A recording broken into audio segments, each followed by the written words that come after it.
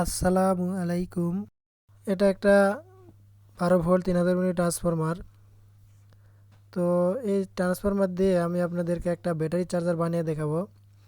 তো এই চার্জার দিয়ে আপনারা 12 ভোল্টের মোটর সেলের ব্যাটারি অথবা স্প্রে মেশিনের যে চার্জার ব্যাটারি থাকে সেটা চার্জ দিতে পারবেন। এটা চায়না অরিজিনাল ট্রান্সফরমার, বাংলাটা কিনবেন না আপনারা। এটা দেখেন সুন্দর ফিনিশিং, তো খুব সুন্দর ফিনিশিং এটার। তো চলুন দেখি যে কিভাবে চার্জারটা বানানো যায়। আমরা যে ট্রান্সফরমারটি নিচ্ছি, এরপরে একটা ক্যাপাসিটার নিব 22 এমএফডি 25 ভোল্ট। তারপরে আরও দুইটা ডায়োড নিচ্ছি 6 অ্যাম্পিয়ার ডায়োড। তো তারপরে ডায়োডের সাদা যে দুই মাথা আছে দুইটা আপনারা অ্যাড করে দিবেন।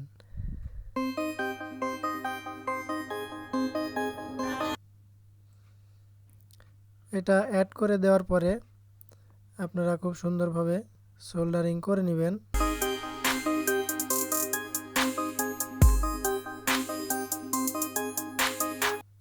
এরপরে যে দুই টার্মিনাল থাকছে ডায়োডের, এই দুই পাশে আপনার ট্রান্সফরমারের দুই পাশের যেই তার থাকবে, যে নীল তারগুলা অন্য কালারেরও হতে পারে, তো এই দুই পাশের দুই তার ডায়োডের দুই মাথায় লাগিয়ে দেবেন।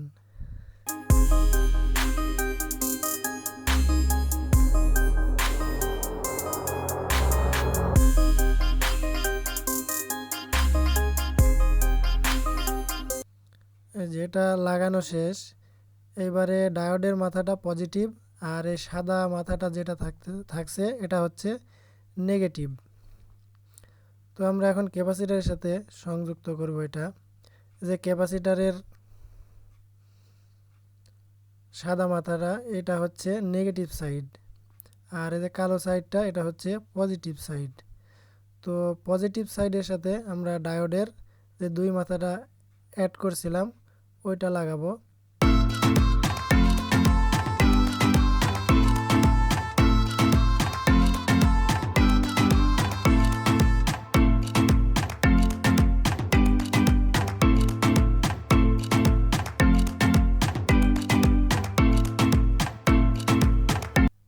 আর ক্যাপাসিটারের আপনার যে নেগেটিভ প্রান্তটা থাকবে ওইটাতে আমরা এই সাদা তারটা লাগিয়ে দেব ট্রান্সফরমারের।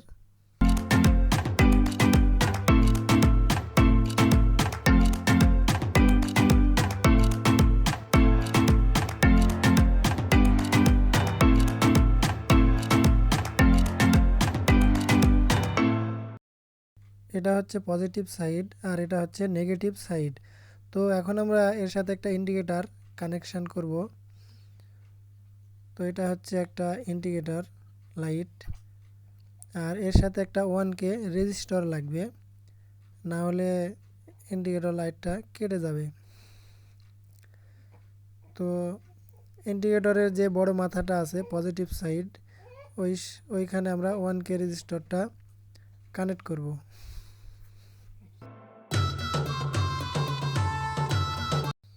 এই যে এটা হচ্ছে পজিটিভ সাইড, এই সাইডে রেজিস্টরটা কানেক্ট করব।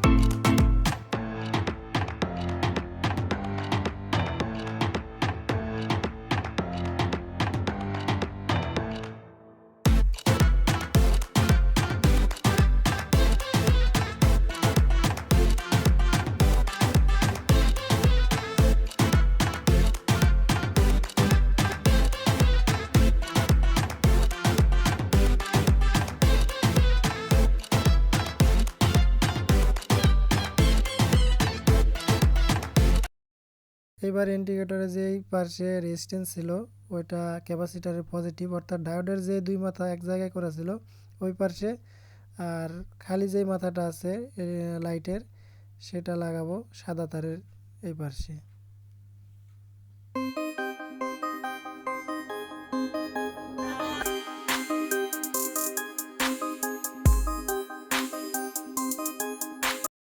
তো মোটামুটি আমাদের চার্জারটা তৈরি করা শেষের পর্যায়ে। তো এখন ট্রান্সফরমারের এসি লাইনটা আমরা লাগাবো। এখানে যে এরকম একটা কেবল লাগিয়ে দিব এসি লাইনটা দেওয়ার জন্যে।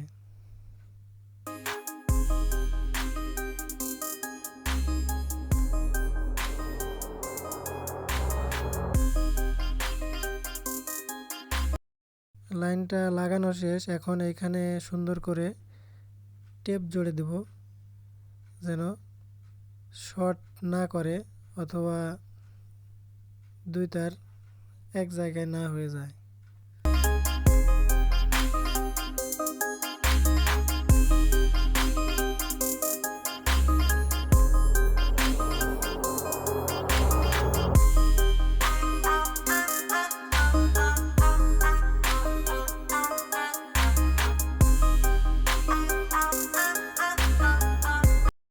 এসি লাইন লাগানো শেষ।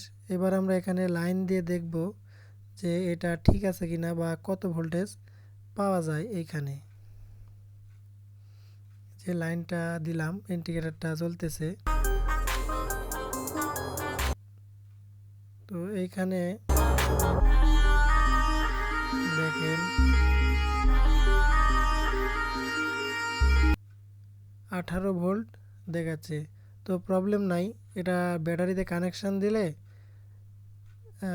12 তখন লোডে পড়লে ভোল্টেজটা কমে যাবে। 12 ভোল্টের ব্যাটারি একটু বেশি ভোল্ট না হলে চার্জ হয় না। যেহেতু এই ট্রান্সফরমার অ্যাম্পিয়ারগুলো একটু কম হয় সেহেতু ভোল্টেজটা একটু বেশি দিতে হবে।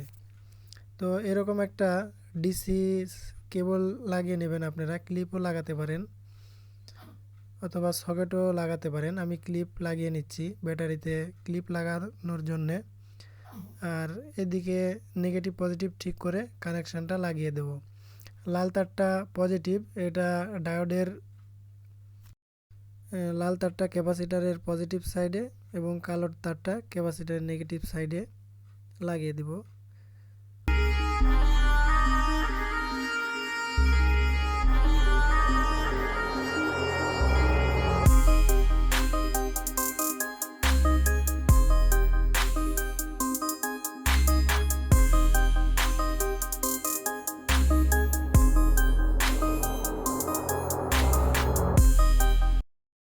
চাইলে এটা সুন্দরভাবে টাই দিয়ে বেঁধে দিতে পারেন, এমনিতেও রাখতে পারেন। আমি টাই দিয়ে একটু বেঁধে দিব, জিনিসটা সুন্দর লাগবে তাহলে।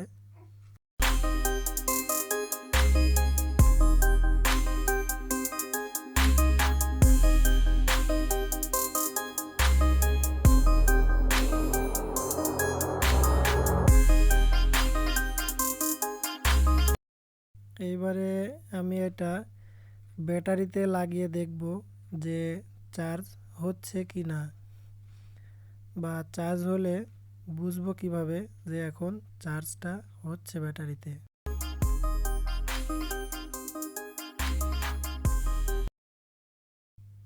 এই যে এটা একটা মোটরসাইকেলের ব্যাটারি 12 ভোল্ট। তো এই যে লাল টার্মিনালটা দেখতে পাচ্ছেন, এখানে আমরা পজিটিভটা লাগাবো চার্জারের লালটা, আর এই কালো দিকে লাগাবো কালো তারটা। এই যে ফায়ারিং করতেছে আর লাইট দেখেন একটু কমে যাচ্ছে। তো চার্জ হলে লাইটটা একটু কমে যাবে, তাহলে বুঝবেন যে এখন চার্জ হচ্ছে। তো এই ছিল আমাদের 12 ভোল্ট ব্যাটারি চার্জার।